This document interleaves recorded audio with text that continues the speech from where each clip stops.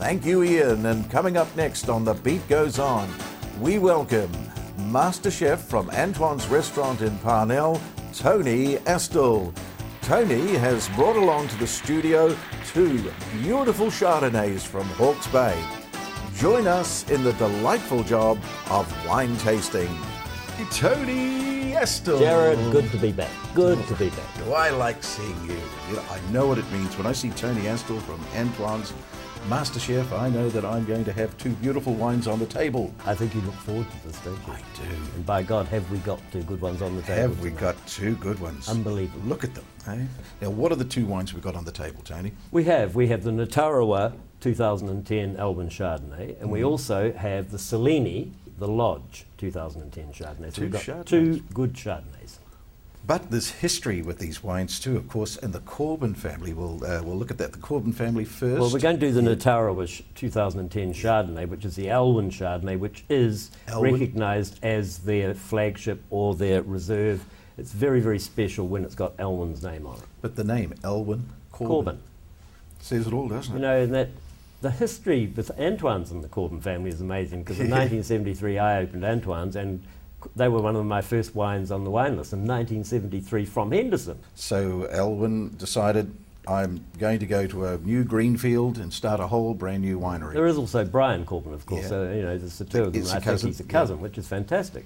So, but Alwyn is still there, still the chief winemaker, which is unbelievable. And what a beautiful winery. Doesn't it look lovely? It is so great. And that of course, is steeped in history already, 30 years. You know, the 2007 Alwyn Chardonnay won 3 huge awards in Britain. It was Best Hawke's Bay, Best New Zealand, Best Overall Wine, and that was in 2010, but it was there 2007.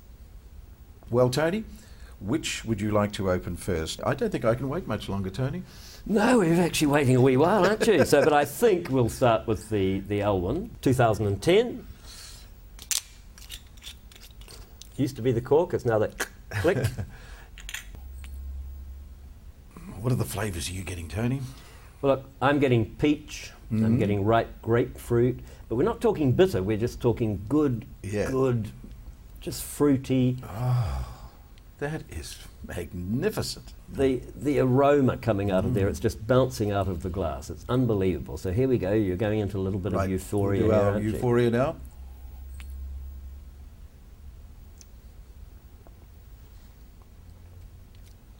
Superb.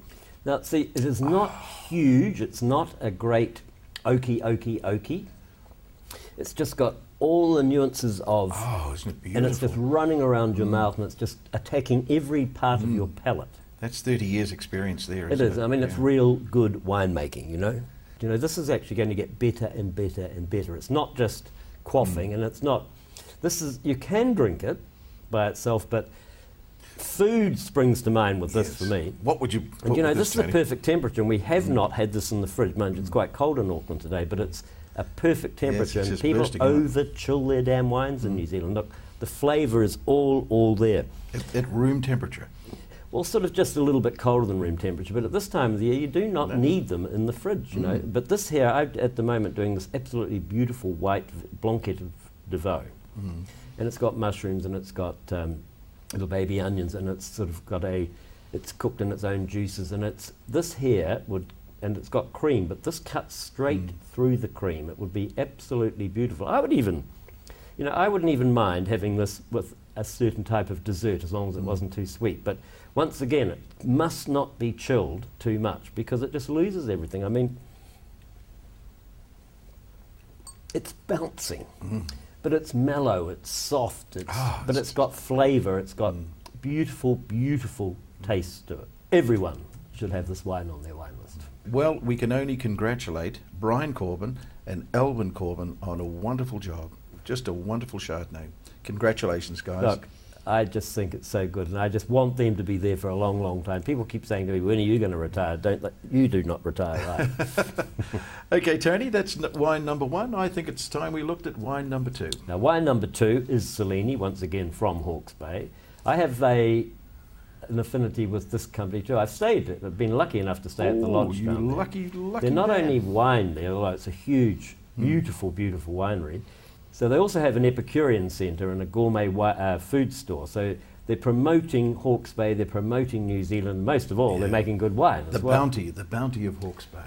Tony, what a beautiful vineyard. Have a look at this shot. They've got balloons over the top of the vineyard. Doesn't that look wonderful? All I've ever wanted to do is go on a balloon.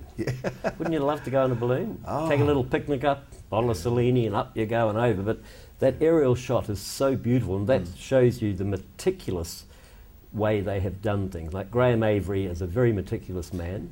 Graeme was actually in medical publishing, and he came to New Zealand and that's obviously thought, I want to get into wine. A lot of people do this, but he's been successful. A lot of people, I want to get into wine. Like you were saying to me before, I'd love to get into wine, but you and I are not going to, so that's fine. However, he had the nous to get in and do it, and the dream, but he has also made sure the dream has come true. Now, who are the winemakers on this particular wine?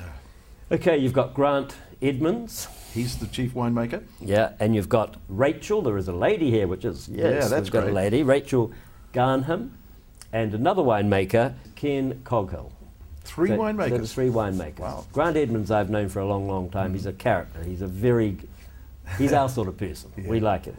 And he makes very, very good wine. Now, Graeme Avery, of course, opened this in 1997, and their first vintage was 1998. So they've been going for quite some time. Yes, they have. Tony, I think we should do something with the top of that bottle. What do we do with that? One thing we do know how to is open a bottle. Huh?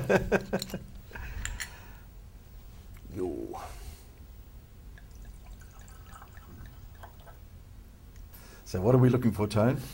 Now we're looking for good aromas again. Now this one's bouncing out of the glass also. It's quite interesting. It's sort of... Gosh, we've got 2 good wines today, haven't we? We're very lucky here Yes, today. we are.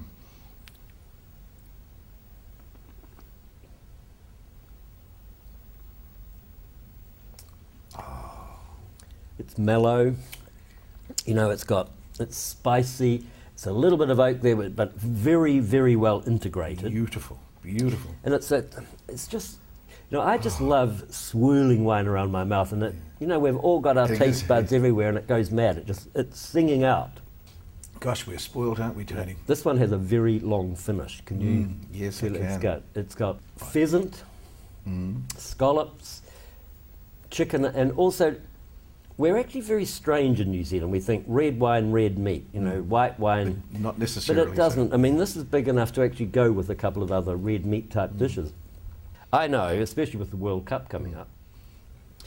We have showcased 2 wines here. Yeah.